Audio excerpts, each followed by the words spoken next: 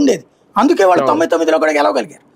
NT Ramarao లాంటి శక్తిని తట్టుకుని గెలవగలిగారంటే అదే గ్రౌండ్ లెవెల్లో కంట్రోల్. ఇప్పుడు ఆ గ్రౌండ్ లెవెల్ కంట్రోల్ శాంతం గాలికి వదిలేస్తున్నారు. అది చాలా ప్రమాదకరం. అవును అవును. కానీ సార్ ఇక్కడ సౌమ్యంగా ఉన్నా లేదంటే రెబల్ గా ఉన్నా ఎవరు కూడా ఇక్కడ చాలా నియోజకవర్గాల్లో నెగ్గుకు రాలేకపోతారు. ఎందుకంటే గుంటూరు ఆమె పశ్చిమ ఎమ్మెల్యే మాధవి అనుకుంటా, గల్లా మాధవి గారు, ఆవిడ చాలా సౌమ్యంగానే ఉంటారట, ఆవిడ పని ఆవిడ చేసుకెళ్తారు.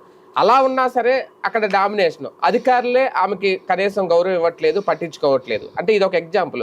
ఇప్పుడు అలాగని కొలుగుపూడి ఏమో అంత సౌమ్యంగా ఉండే వ్యక్తి కాదు, ఆయన కొంచెం గట్టిగా మాట్లాడే వ్యక్తి, అయినా కూడా నెగ్గుకు రాలేకపోతున్నారు. అంటే అలా ఉన్నా ఇలా ఉన్నా సరే, ఎలా ఉన్న పరిస్థితి అలాగే ఉంది తెలుగుదేశం పార్టీలో.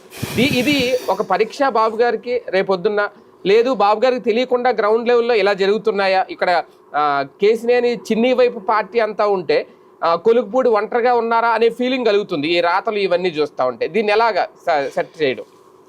జిల్లాకి ఒక ముగ్గురుతో టీం ఉండాలి, క్రమశిక్షణ టీం. ఈ ముగ్గురు ఆ జిల్లాలో ఏ ఇష్యూ వచ్చినా సరే ఇది జెన్యూన్ బ్యాచ్ అయి ఉండాలి. నన్ను అడిగితే పాత బ్యాచ్ ఉండాలి.